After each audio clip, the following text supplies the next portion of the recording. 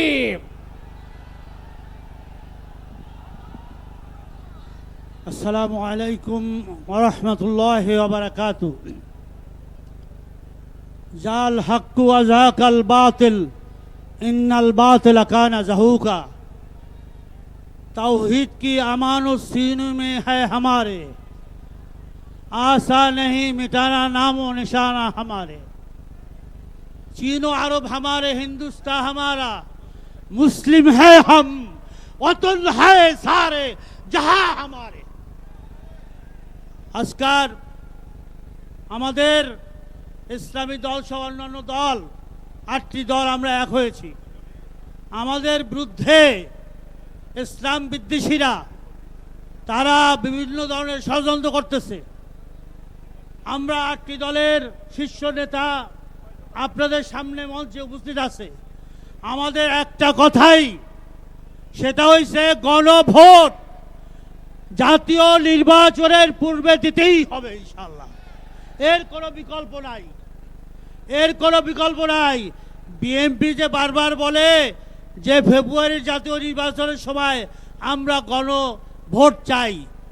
আমি একটা উদাহরণ দিই আপনাদেরকে সাংবাদিক বন্ধুরা আছেন ধরেন একটা সেন্টারে গন্ডগোল হলো ভোট বন্ধ হয়ে গেল তাহলে আমাদের এই যে গণভোটের কি অবস্থা হবে গণভোট যাবে কোথায় তাহলে এই হাজার হাজার সেন্টারের ভিতরে লক্ষ লক্ষ সেন্টারের ভিতরে কমপক্ষে 50-100 সেন্টার গন্ডগোল হলো বন্ধ হয়ে গেল ভোট নির্বাচন বন্ধ হয়ে গেল তাহলে এই গণভোট হবে তাহলে এটা অযৌক্তিক এটা বিএনপির একটা খামখেয়ালি এখান থেকে এই বিএনপিকে বের হয়ে আমাদের সাথে একমত হয়ে জাতীয় নির্বাচনের আগে ফেব্রুয়ারির আগে গণভোট দিতেই হবে ইনশাআল্লাহ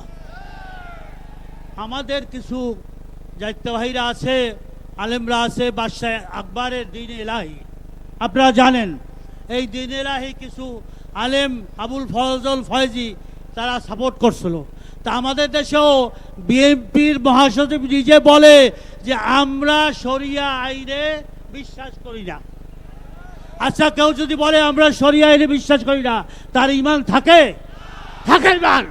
তাহলে কোন আলেম নামদারি কোন হুজুর কোন মৌলবী যদি বলে আর সেই ইসলামী 8টি দল নিয়ে যে আমরা জোট করেছি নির্বাচনী সমঝোতা এইটাকে আমরা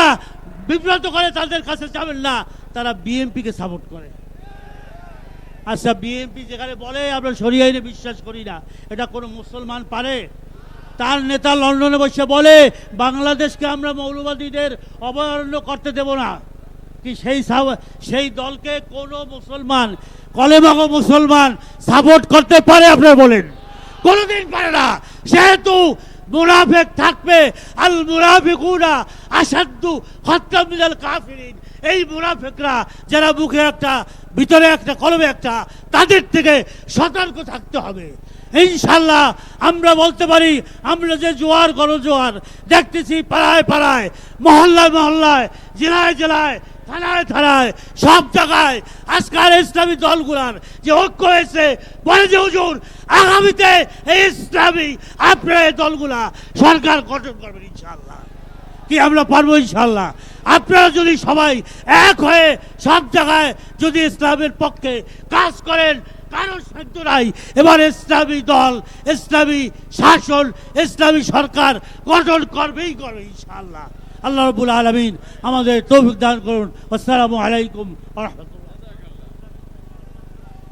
সংগ্রামী জনতা